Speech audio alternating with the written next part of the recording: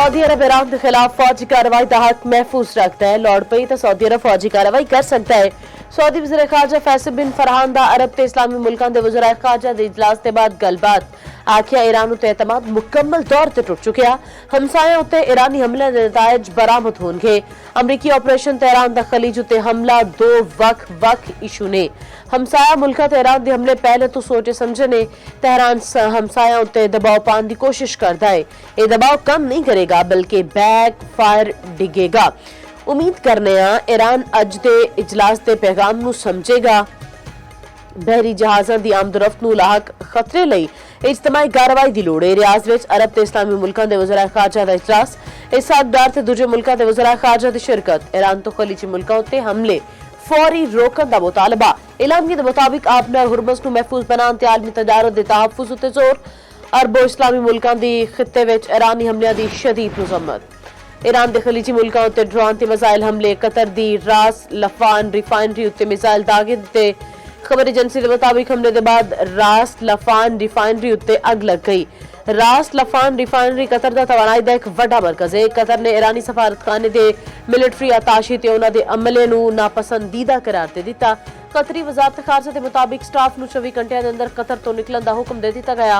अबूजाबी दी हबशगान gas तनसीबात ते बाब field उत्ते मिसाइल हमला, गैस दी सप्लाई बंद। अमाराती हुक्काम के मुताबिक दिफाई निजाम ने मिसाइलों ने फिजा विच नाकाम बना दिता।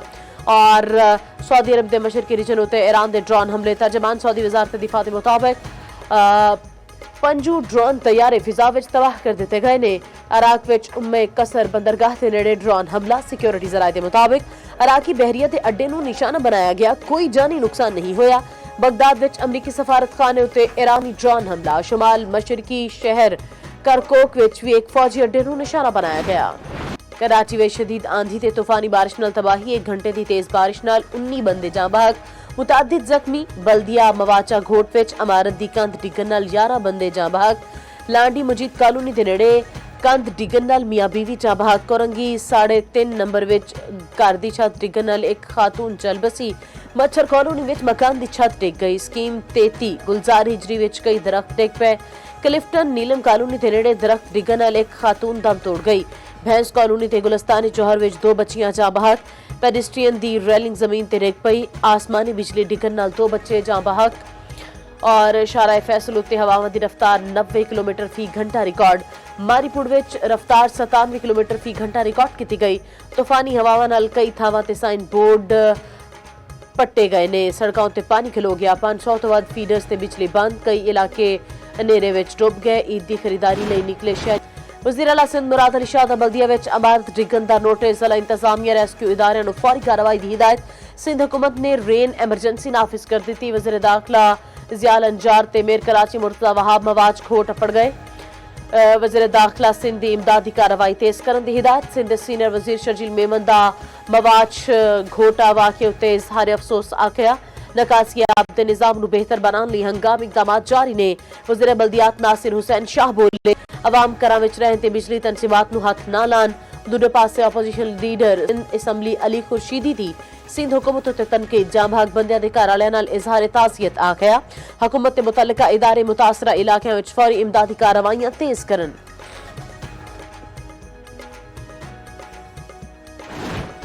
पाकिस्तान दा ऑपरेशन गज़ब लिल हक विच आरजी तौर ते रोकन दा ऐलान।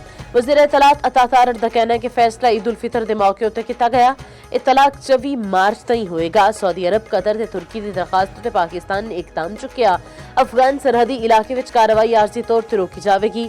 सरहदी हमला या दहशतगर्दी दा वाकया होने उत्ते ऑपरेशन फौरन दोबारा शुरू होवेगा।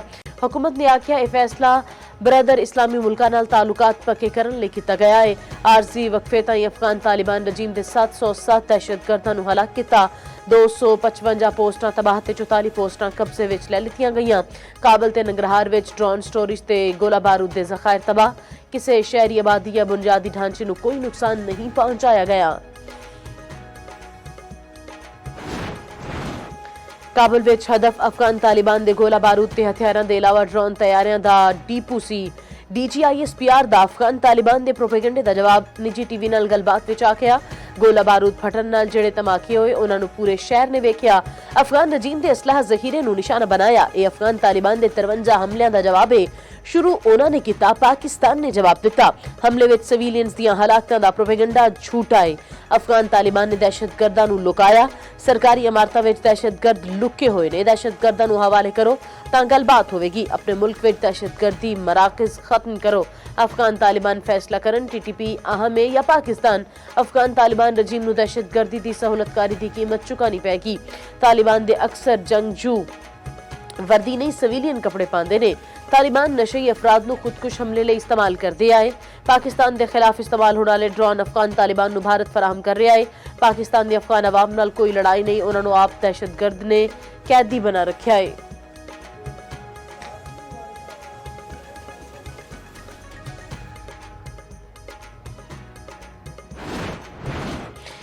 सऊदी अरब ते UAE ਵਿੱਚ ਚੰਨ ਨਜ਼ਰ ਨਹੀਂ ਆਇਆ। ਈਦ ਉਲ ਫਿਤਰ ਕੱਲ ਮਨਾਈ ਜਾਏਗੀ। ਤੁਰਕੀਆ ਵਿੱਚ ਕੱਲ ਤੇ ਸਿੰਗਾਪੁਰ ਵਿੱਚ ਹਫ਼ਤੇ ਵਾਲੇ ਦਿਹਾੜੇ ਈਦ ਉਲ ਫਿਤਰ ਮਨਾਉਣ ਦਾ ਐਲਾਨ। ਸਿਕਿਉਰਿਟੀ ਸੂਰਤ-ਹਾਲ ਦੀ ਵਜ੍ਹਾ ਨਾਲ ਮੁਤਹਿਦਾ ਅਰਬ ਅਮਾਰਾਤ ਨੇ ਖੁੱਲੇ ਮੈਦਾਨਾਂ ਵਿੱਚ ਨਮਾਜ਼ ਈਦ ਪੜ੍ਹਨ ਉੱਤੇ ਪਾਬੰਦੀ ਲਾ ਦਿੱਤੀ।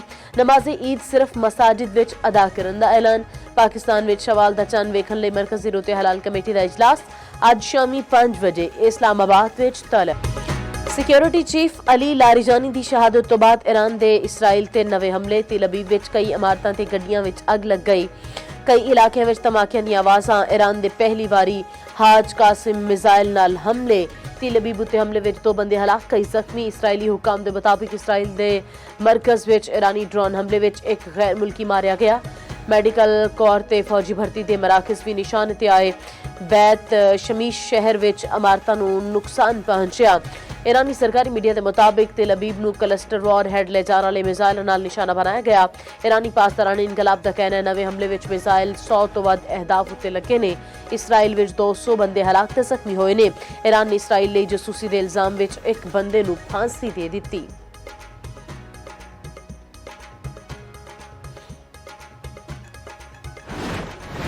इस्राइल के हमले विच ईरानी इंटेलिजेंस वजीर इस्माइल खतीब भी शहीद। ईरानी सदर की तस्दीक। अमरीका ते इस्राइल दा ईरान विच दुनिया की सब तो वड्डी गैस फील्ड उत्ते फिजाई हमला। हमले के बाद गैस फील्ड विच अग लग गई। जनूबी पार्स दुनिया की सब तो वड्डी गैस फील्ड है। ईरान की सऊदी अरब UAE ते कतर विच तेल ते गैस तनसीबात उत्ते हमलियां दी वार्निंग। पासदारान इनकलाब का कहना है तनसीबात के नेड़े मौजूद बंदे इलाके तो निकल जान। सऊदी अरब की सामरफ रिफाइनरीज अल जबील पेट्रोकैमिकल शामिल। मुतहिदा अरब अमारात दी अल हसन गैस फील्ड उत्ते भी हमले की वार्निंग।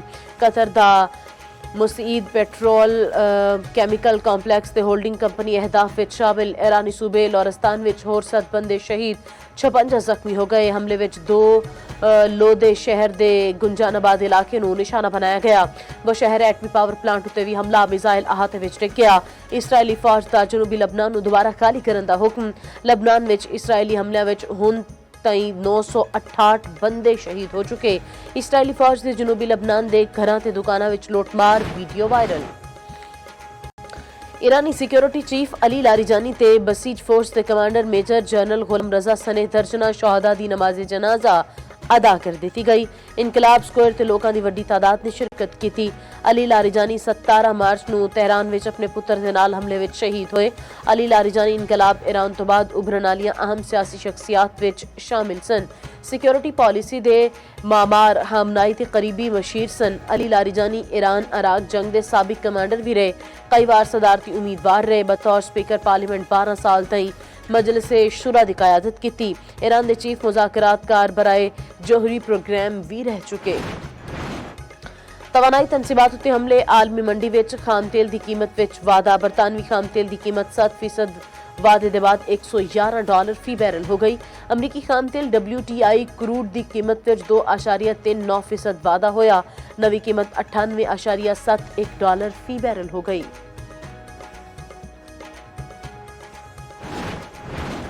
दुनिया का सब तो वड्डियां LNG तनसीबां ते ईरानी हमले तो बाद सदर ट्रंप का फैसला। वॉल स्ट्रीट जर्नल के मुताबिक सदर ट्रंप ने इसराइल नूं ईरान उत्ते होर हमले करन तो रोक दिता। ਅਮਰੀਕੀ ਸਦਰ ਨੂੰ ਸਾਊਥ ਪਾਰਸ ਗੈਸ ਫੀਲਡ ਉੱਤੇ ਹਮਲੇ ਦਾ ਪਤਾ ਸੀ। ਟਰੰਪ ਚਾਹੁੰਦੇ ਸਨ ਕਿ ਹੁਰਮਜ਼ ਦੇ ਮਾਮਲੇ ਉੱਤੇ ਈਰਾਨ ਉੱਤੇ ਦਬਾਅ ਪਾਇਆ ਜਾਏ। ਹੁਰਮਜ਼ ਨਾ ਖੋਲੀ ਤਾਂ ਦੁਬਾਰਾ ਈਰਾਨੀ ਤਵਾਨਾਈ ਤਨਸੀਬਾਤ ਨੂੰ ਨਿਸ਼ਾਨਾ ਹੋਣ ਬਣਾਇਆ ਜਾਏਗਾ। ਦੂਜੇ ਪਾਸੇ ਮਸ਼ਰਕ ਵਸਤਾ ਵਿੱਚ ਜਾਰੀ ਜੰਗ ਦੇ ਪੇਸ਼ ਨਜ਼ਰ ਅਮਰੀਕੀ ਸਦਰ ਡੋਨਾਲਡ ਟਰੰਪ ਦਾ ਚੀਨ ਦਾ ਦੌਰਾ ਮੁਲਤਵੀ। ਅਮਰੀਕੀ ਸਦਰ ਡੋਨਾਲਡ ਟਰੰਪ ਨੇ ਆਖਿਆ, ਈਰਾਨ ਜੰਗ ਦੀ ਵਜ੍ਹਾ ਨਾਲ ਮੈਂ ਇੱਥੇ ਰਹਿਣਾ ਚਾਹੁੰਦਾ, ਮੈਨੂੰ ਇੱਥੇ ਹੀ ਹੋਣਾ ਚਾਹੀਦਾ ਹੈ।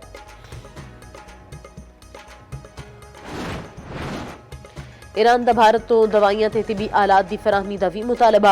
ईरान ਨੇ ਆਪਣਾ ਹੁਰਮਜ਼ ਤੋਂ ਭਾਰਤੀ ਜਹਾਜ਼ਾਂ ਨੂੰ ਲੰਘਣ ਲਈ ਸ਼ਰਤ ਰੱਖ ਦਿੱਤੀ। ईरान ਨੇ ਮੁਤਾਲਬਾ ਕੀਤਾ, ਭਾਰਤੀ ਜਹਾਜ਼ ਹੁਰਮਜ਼ ਤੋਂ ਲੰਘਾਣਾ ਹੈ ਤਾਂ ਭਾਰਤ ईरान ਦੇ 3 ਜਹਾਜ਼ ਵਾਪਸ ਭੇਜੇ। ਭਾਰਤ ਨੇ ईरान ਵੱਲੋਂ ਮੁਤਾਲਬਾ ਕੀਤੇ ਜਾਣ ਦੀ ਤਰਦੀਦ ਕੀਤੀ। ਰਾਇਟਰਸ ਦੇ ਮੁਤਾਬਿਕ ਇਸ ਵੇਲੇ 22 ਭਾਰਤੀ ਬਹਿਰੀ ਜਹਾਜ਼ ਆਪਣਾ ਹੁਰਮਜ਼ ਵਿੱਚ ਫਸੇ ਹੋਏ ਨੇ।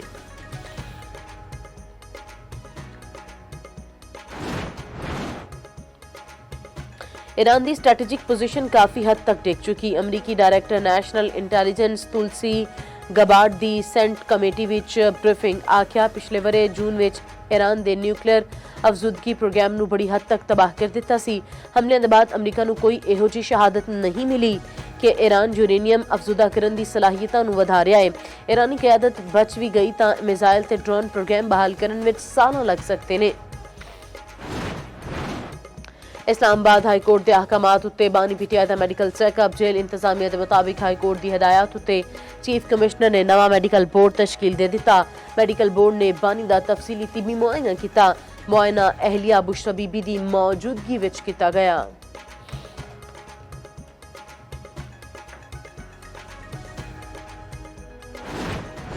जुलाई में मेरा रब्ता तहरीक तालिबान के कमांडर इब्राहिम उल्फी काजी मामा से हुआ और बाद में कमांडर इब्राहिम से गांव इसवारी में मुलाकात भी हुई।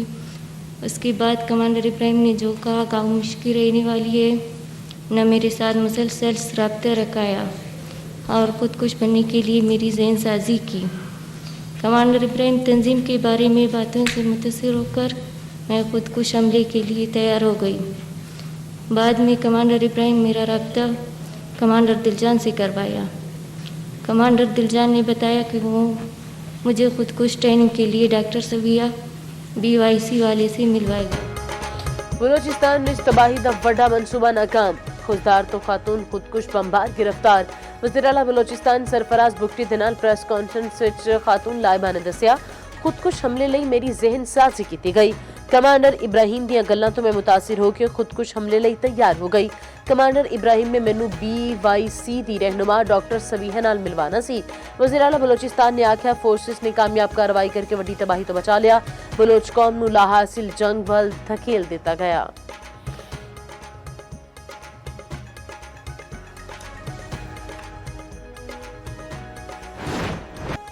नैशनल T20 दा फाइनल बारिश की वजह नाल मनसूख। कराची ते एबटाबाद विच मैच शेड्यूल सी। PCB का कहना है नवी तारीखां ते थां दा ऐलान बाद विच कीता जाएगा। PSL दे 11वें ऑडिशन दी ट्रॉफी पेशावर पड़ गई। PSL ट्रॉफी नू इमरान खान क्रिकेट स्टेडियम पेशावर ले जाएगा और PSL ट्रॉफी का लाहौर लई रवाना की जाएगी। HPL PSL 11 दा गाना आतिफ असलम गाएंगे।